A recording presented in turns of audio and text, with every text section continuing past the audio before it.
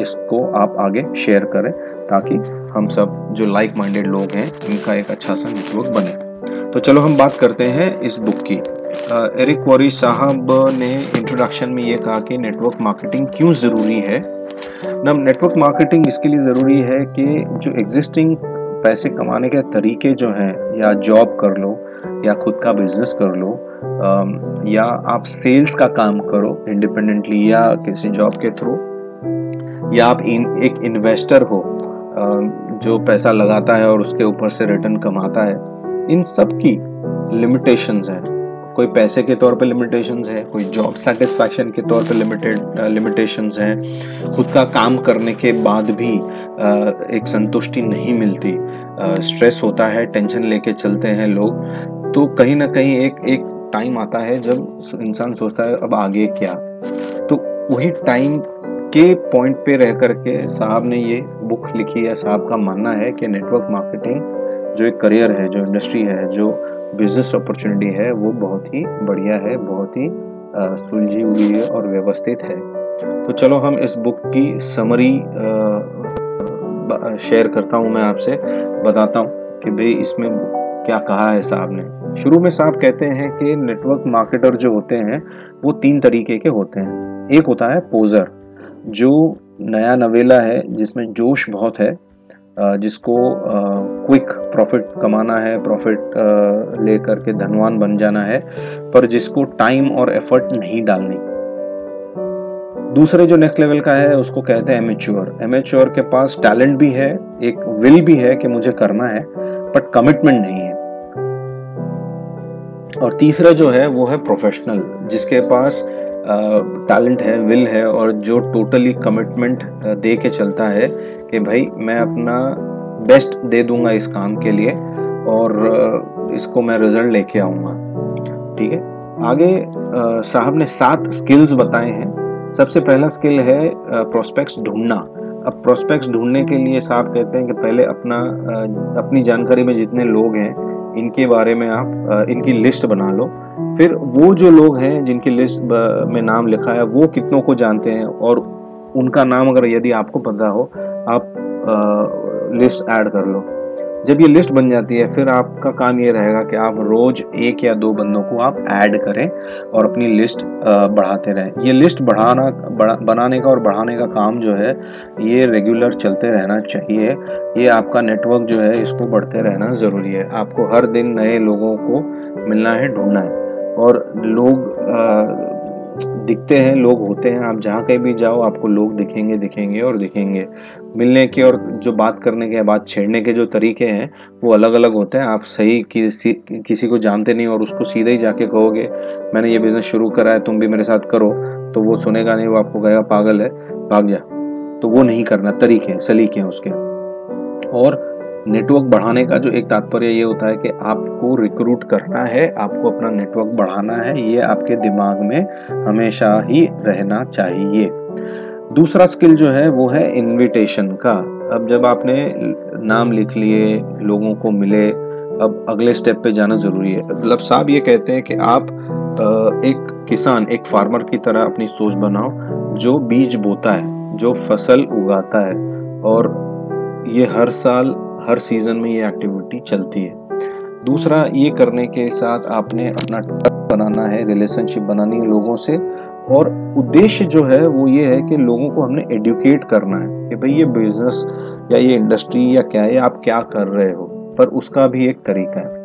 आपने इनवाइट करना है उनको एक सेमिनार के लिए, एक प्रेजेंटेशन के लिए, और वो सेमिनार या वो प्रेजेंटेशन जो है वो आपका सीनियर जो है या उसका जो सीनियर है वो देगा। पर उसके पहले इनविटेशन कैसे देना है, अब आपने ये इस तरीके का एक एक्ट करना है, इस तरीके से आपने अपने आप को दिखाना है कि आप बहुत बिजी हो, आपके पास टाइम नहीं है, तो आपको क्विकली इनवाइट करना है। लोग आपको पूछेंगे भाई क्या है, आपको वहाँ पे नहीं बताना है, आपको सिर्फ ये कहना है कि भाई अगर आप एक्स्ट्रा पैसा कमाना चाहते हो या नया कोई काम शुरू करना चाहते हो जो आपके एग्जिस्टिंग काम के साथ हो सकता है, जो आपके एग्जिस्टिंग काम को डिस्टर्ब नहीं करेगा, अगर आप राजी हो तो आप मेरे इस पते पे इस समय आप आ जाएं, और भी लोग आने वाले हैं, आप भी आ जाएं, और तब मैं जो सीनियर है मेरे वो आपको ये अपॉर्चुनिटी बताएंगे। अब वो हाँ कहते हैं तो आपने समय और टाइम दे दिया, वो ना कहते हैं आप धन्यवाद कहें और उनको ये कहें कि मैं आपके साथ हफ्ते 10 दिन में फिर से फॉलो अप करूंगा। और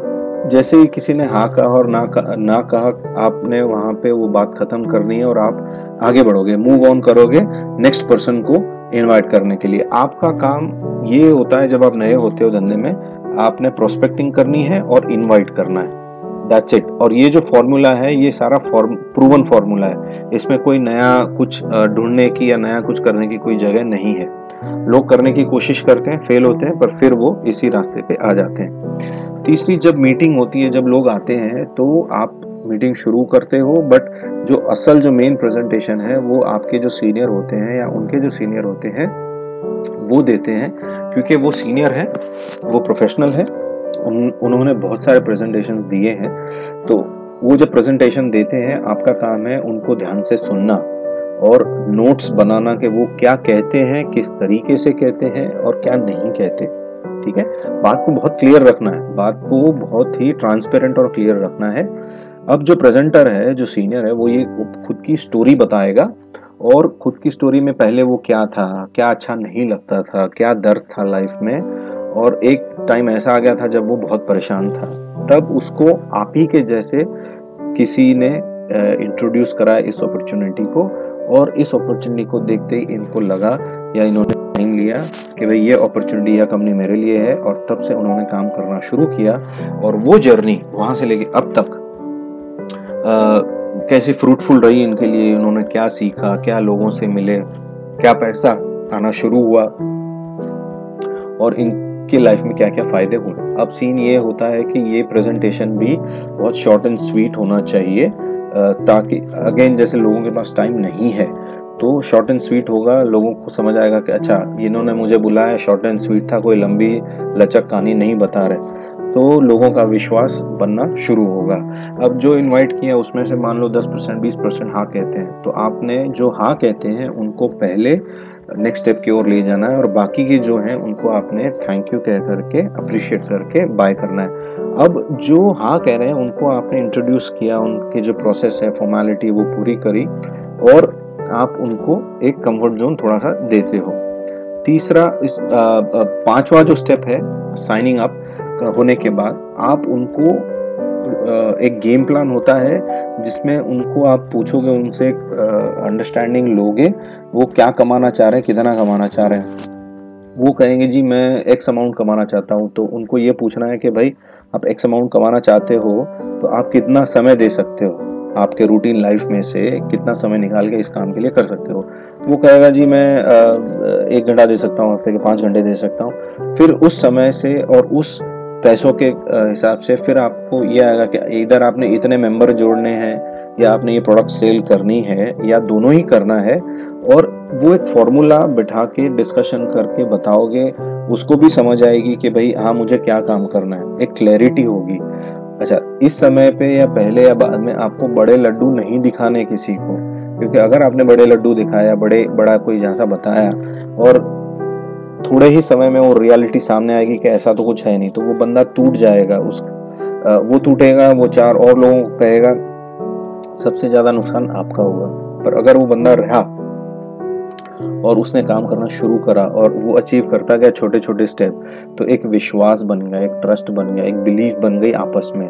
तो इसी तरीके से एक ट्रस्ट और बिलीफ से आपकी टीम बढ़ती रहेगी और आगे बढ़ेगी, और सबसे ज्यादा फायदा आपको होगा। उसके बाद छठे स्टेप में साहब कहते हैं कि आप उनको हेल्प करो स्टार्ट करने के लिए। तो एक स्टेप तो आपने ले लिया गेम प्लान समझाने में, दूसरा स्टेप आप करोगे कि उनकी इन्विटेशंस में हेल्प करोगे, उनकी मीटिंग अरेंज करने में हेल्प करोगे, उनकी जो मीटिंग होगी उसमें आप प्रेजेंटेशंस दोगे। अगर आप भी नए हो और आपके नीचे कोई नया मेंबर ज्वाइन हो रहा है, तो आप फिर अपने सीनियर को रिक्वेस्ट करोगे कि भाई आप आओ और मेरी मीटिंग्स में, हमारी मीटिंग्स में आप प्रेजेंटेशंस दो। आपका काम है एक गाइड के तौर पे काम करें, सक्सेस उनके हाथ में है क्योंकि मेहनत उन्होंने करनी है। आपका काम है दिशा दिखाना, डायरेक्शन देना। और एक काम आपने बहुत इसमें करना है कि आप जितना जल्दी हो सके आप उनको इंडिपेंडेंट बना दो, कि वो प्रोस्पेक्टिंग करें, वो नेटवर्किंग करें और फिर वो प्रेजेंटेशंस करें। तो इससे होगा क्या, जब वो इंडिपेंडेंट हो गए तो उतना बर्डन आपसे कम हो गया। तो शुरू में ये आपको सपोर्ट देना होगा, देना पड़ेगा, उनको भी सपोर्ट शायद लेना पड़ेगा, पर आपकी कोशिश ये रहनी चाहिए कि जितने जल्दी आपके जो जूनियर हैं वो इंडिपेंडेंट हो जाएं। लास्ट में 7वें स्टेप में साहब कहते हैं कि इवेंट्स जो होती हैं, कंपनी की इवेंट्स होती हैं, एनुअल इवेंट्स होती हैं, क्वार्टरली होती हैं, हाफ ईयरली होती हैं, कंट्री वाइज इवेंट्स होती हैं, वो इवेंट्स आपने अटेंड करनी है। अब वो इवेंट्स में होता क्या है कि जो बड़े लोग हैं वो आते हैं, वो अपनी कंपनी के अंदर की थोड़ी बहुत बातें शेयर करते हैं, बाहर से मोटिवेशनल स्पीकर को हायर किया हुआ होता है, वो मोटिवेशनल स्पीच देते हैं।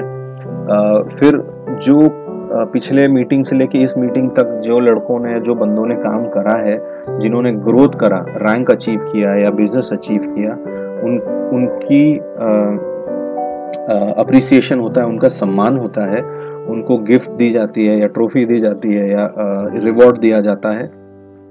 फिर वो भी अपनी जो स्टोरी है थोड़ी बहुत वो बताते हैं इतनी बड़ी ऑडियंस के सामने, तो वो ऑडियंस में भी एक इम्प्रेशन पड़ता है, वो ऑडियंस को भी एक मोटिवेशन मिलता है, और उस ऑडियंस में भी ये भावना जागती है कि किसी दिन मैं भी उस स्टेज पे जा कर के बात करूंगा, और वो करने के लिए लड़के या बंदे या बंदियां जो हैं वो मेहनत करते हैं। अब साहब का कहना है कि आपने एक भी इवेंट, छोटी हो या बड़ी हो, एक भी इवेंट मिस नहीं करनी है, आपने इवेंट्स को निरंतर रेगुलरली अटेंड करना है। साहब का एक मानना है कि जो इवेंट्स अटेंड करते हैं वो बहुत सक्सेसफुल होते हैं, जो इवेंट्स मिस करना शुरू करते हैं या नहीं जाते वो आगे नहीं बढ़ते। अगर आपको आगे बढ़ना है तो आप इवेंट्स अटेंड करें। अब ये हो गई 7 स्किल्स और बुक ऑलमोस्ट समाप्त हो गई यहाँ पे। अब बुक के बारे में जो 2-3 बातें हैं जो मुझे एक तरफ अच्छी लगी या एक तरफ अच्छी नहीं लगी। जो अच्छी नहीं लगी, not because book but because of the factual thing, कि क्या होता है कि जो लिस्ट बनाने की बात है उसमें आप फैमिली और फ्रेंड्स का नाम बहुत पहले लिखते हो, और बहुत से लोग ये गलती करते हैं कि फैमिली और फ्रेंड्स को पहले पिच करना शुरू करते हैं, पहले ही बताना शुरू करते हैं, और होता क्या है कि वो करने से संबंधों में जो है वो कहीं ना कहीं एक खटास आना संभव हो जाता है। तो कोशिश ये करिए कि ये लिस्ट तो बनाइए आप, पर जो लोग बाहर के हैं उनको आप अप्रोच करना शुरू करें। दूसरा जो अच्छी साइड पे ये है कि बुक की लिखावट बहुत सिंपल है, सरल भाषा में है, छोटी बुक है, जो एग्जाम्पल या जो फ्लो है वो बहुत बढ़िया दिए हुए हैं सामने, और जो टिप्स दी हुई हैं बुक्स में वो बहुत बढ़िया हैं। तो ओवरऑल मैं ये कहूँगा कि ये बुक, अगर आप नेटवर्क मार्केटिंग की जर्नी शुरू करते हो या आपने शुरू ही करी है या आप एक लेवल पे आगे भी हो, तो ये बुक आपको बाय करना और पढ़ना बहुत ज़रूरी है। ये बुक आपको एक बहुत सही रास्ता दिखाएगी, ये एक एसेट के काम आएगी आपको। मैंने इस बुक का लिंक नीचे दिया हुआ है, अगर आप खरीदना चाहते हो बुक तो नीचे की लिंक आप यूज़ करें और इस बुक को बाय करें। It will be a great help to me. और इसी के साथ वंस अगेन मैं ये कहूँगा कि आप लाइक करें वीडियो को, कमेंट्स लिखें, चैनल को सब्सक्राइब करें और शेयर करें वीडियो या चैनल को और नॉलेज को, एंड हम एक अच्छा बेहतर नेटवर्क बनाएं। इसी के साथ मैं ये वीडियो समाप्त करता हूँ। धन्यवाद, थैंक यू, शुभ मंगल कामना, बाय।